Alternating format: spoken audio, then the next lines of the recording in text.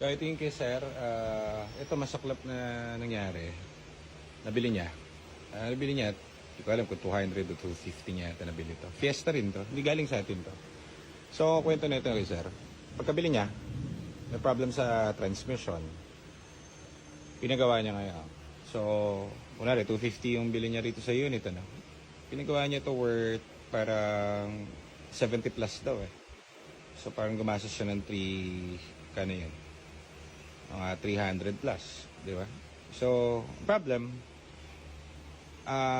nung pinagawa niya na, gastos siya ng mga 70 plus, after a week, kakatapos ng paggawa, no? Sira ulit.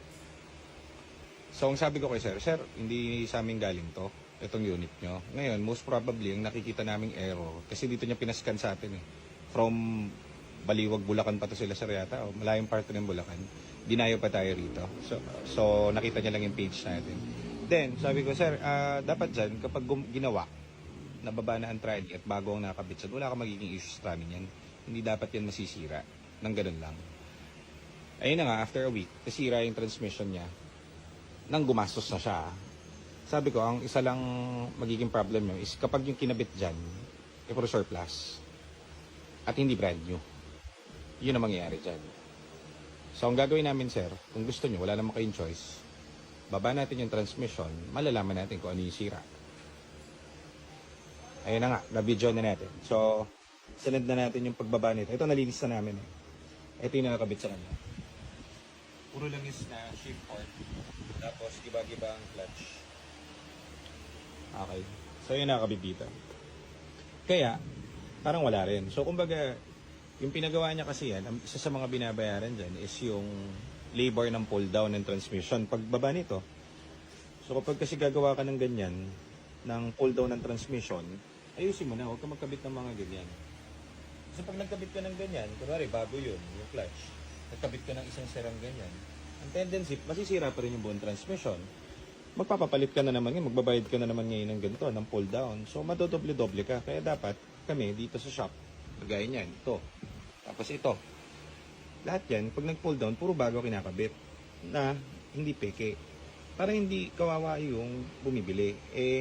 Parang charge to experience daw, sabi ni sir, yung nangyari. Sabi ko naman, binibenta niya sa ating tong unit. Sabi ko, sir, lugi ka kasi gumastos ka na eh.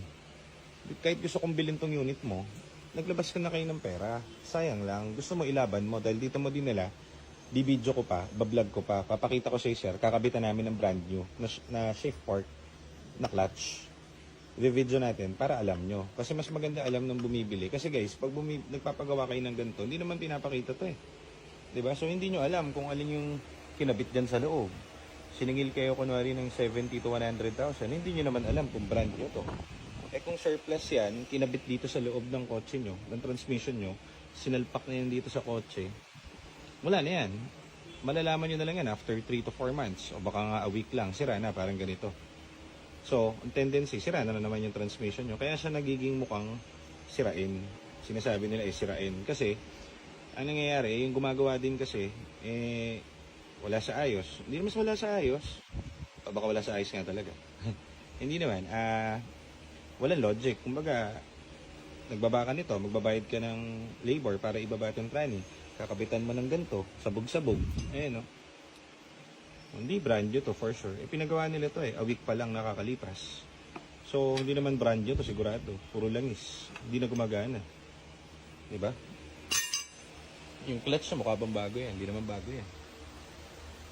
Pangit, oh.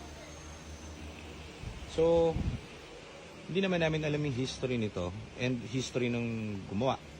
Ang kaya lang namin, syempre, gagawin yung tama. Which is, palitan ng bago para hindi gumastos tong nagpagawa. So, ayun ang kwento nitong Fiesta nito. So, sir, kabitan na natin ng brand new, iba-vlog natin yun. Kakabit natin, ready lang natin yung bagong clutch, pati yung shift port. Ewan ko lang kung masira itong unit mo pagtapos. Okay, so yun lang muna guys. Thank you and keep knowledgeable sa mga units nyo. Thank you. So ito yung pagawang Fiesta guys. Ito yung kay sir. So dito pina-repair to. For repair lang tong unit niya. So di natin unit ito. So ito yung, ayun nga, transparent naman tayo dito. Binaklas na yung transmission niya.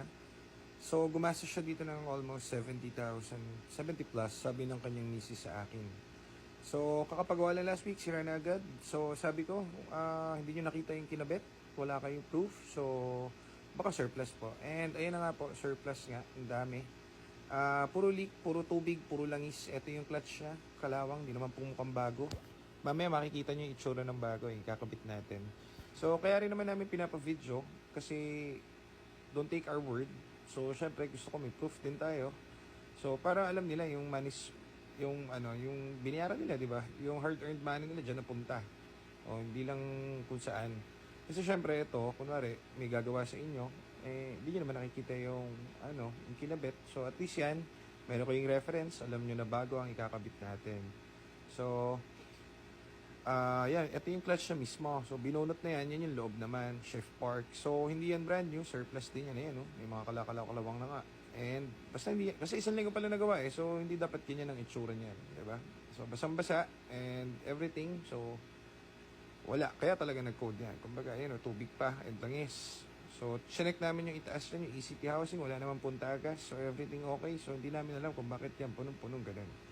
So, di-repair na rin natin yan at ginawa na rin yan ni Kuya Eddie yung nagtatagas-tagas dyan. Pero, eventually, kahit naman brand new yung ikabit nila dito, kung hindi masusolusyonan yung leak na ganyan, ganyan ulit ang mangyayari. So, eto naman, ako yung masaya at umabot naman doon sa pa-repair nila yung ating mga shift park. So, ito hindi to Lazada Gaming. Ayun kita nyo ba yung nakatalikod? Si FedEx Boy yan. So, galing yan abroad, direct tayo supplier niyan, LUK brand. Yan, original. Kung makikita nyo, naka-plastic yung mismong karton. Bakit? Kasi may mga nagbebenta niyan, rebranded. Paano yung rebranded? So, LUK yung karton, pero yung loob, yung tigmumurang clutch. So, may mga ganun, guys. Kaya yan, pinapakita namin sa inyo mismo. So, kapag ka-original, makikita mo dyan, medyo, siya, parang charcoal color ang bakal. Kapag medyo japeke, ang shift fork, makikita mo parang stainless na parang talagang tunog bakal, tsurang bakal. So yan is medyo charcoal ang kulay, so original yan, all goods yan. So yan ay kakabit natin dito sa Fiesta ni Sir. Thank you FedEx Boy, salamat sa iyo, makakalis ka na. Salamat Joselito, at ito na ang before after, ito yung after, yan yung clutch, yan yung shift fork na bago, yan ang bago. Okay, nakabit na namin sa Fiesta ni Sir. Yan ang money's worth mo.